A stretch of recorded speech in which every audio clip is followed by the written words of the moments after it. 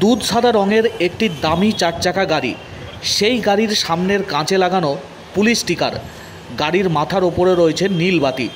স্বাভাবিকভাবেই কারুর সন্দেহ হওয়ার কোনো অবকাশই নেই।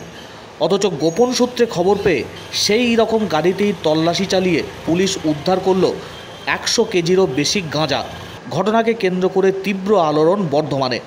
বর্ধমান থানার পুলিশ বর্ধমান সিউড়ি রোডে আজ ভোর রাত্রে অভিযান চালায় এবং এই সাদা রঙের গাড়িটি দিয়ে তল্লাশি চালিয়ে 6 বস্তা বোঝাই গাঁজা উদ্ধার হয়েছে, যার পরিমাণ 100 কেজিরও বেশি বলে জানা গেছে। গতকালকে পূর্ব বর্ধমানের মেমারি থানার পুলিশ পালসি টোল প্লাজা এলাকা থেকে পাচারের সময় একটি গাড়িকে আটক করে। সেই গাড়ি থেকেও উদ্ধার হয়েছিল 50 কেজি গাঁজা। সেখান থেকে গ্রেপ্তার করা হয়েছিল এক মহিলা সহ 4 জনকে। আর আজকের তল্লাশিতেও ফের একটি চারচাকা গাড়ি উদ্ধার হলো। সেখান থেকে গ্রেপ্তার করা হয়েছে 2 ব্যক্তিকে। 2 ব্যক্তির নাম সুনীল বেরা এবং বিশ্বজিৎ সিং। নির্দিষ্ট ধারায় মামলা রুজু করে উভয় ব্যক্তিকে আজকে পেশ করা হয়েছে বর্ধমান আদালতে।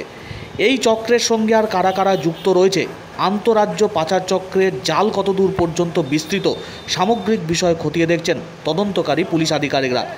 আজকের উদ্ধার হওয়া গাঁজার আনুমানিক বাজার মূল্য প্রায় 12 লক্ষ টাকা বলে জানা গেছে। খড়গপুর থেকে এই গাঁজাগুলিকে নিয়ে আসা হচ্ছিল, গুসকরা নিয়ে যাওয়া হচ্ছিল এবং উড়িষ্যার কোকেনঝড় থেকে খড়গপুর এসে পৌঁছেছিল এই গাঁজা। তবে এই গাঁজা চক্রের সঙ্গে আর কারা যুক্ত রয়েছে, কোথায় এই গাঁজাগুলি সরবরাহ করা হতো, সমস্ত বিষয় তদন্ত করে দেখছেন তদন্তকারী পুলিশ অফিসাররা। গতকালকে 50 কেজি গাঁজাসহ একটি গাড়ি এবং 4 জনকে গ্রেপ্তার করে বর্ধমান থানার পুলিশ। সেই গ্রেপ্তারের তালিকায় ছিলেন একজন মহিলা, আর আজকে আরও 2 জনকে গ্রেপ্তার করা হলো।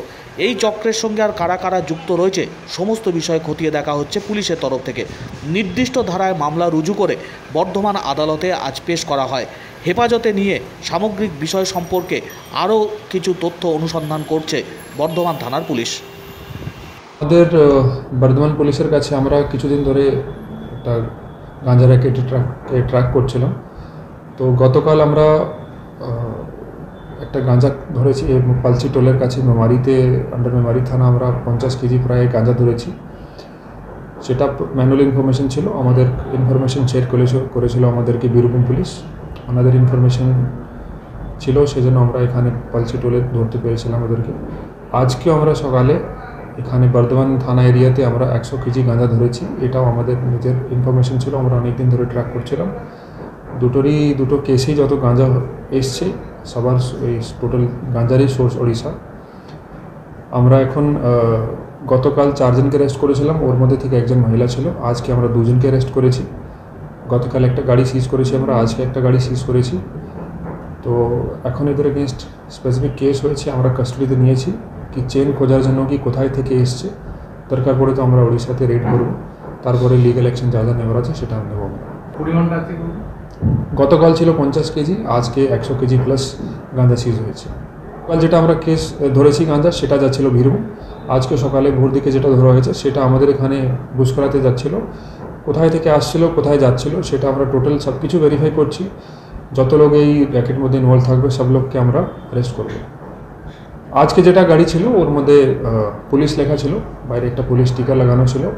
সেটা কী জন্য লাগানো ছিল সেটা আমরা লোকে কাস্টাডি নিচ্ছি। আর এই পুলিশ স্টিকারের মিসইউজ হচ্ছিল। তো আমরা এটা এগেনস্টও যা যা করার আছে লিগ্যাল অ্যাকশন সেটা আমরা নেব।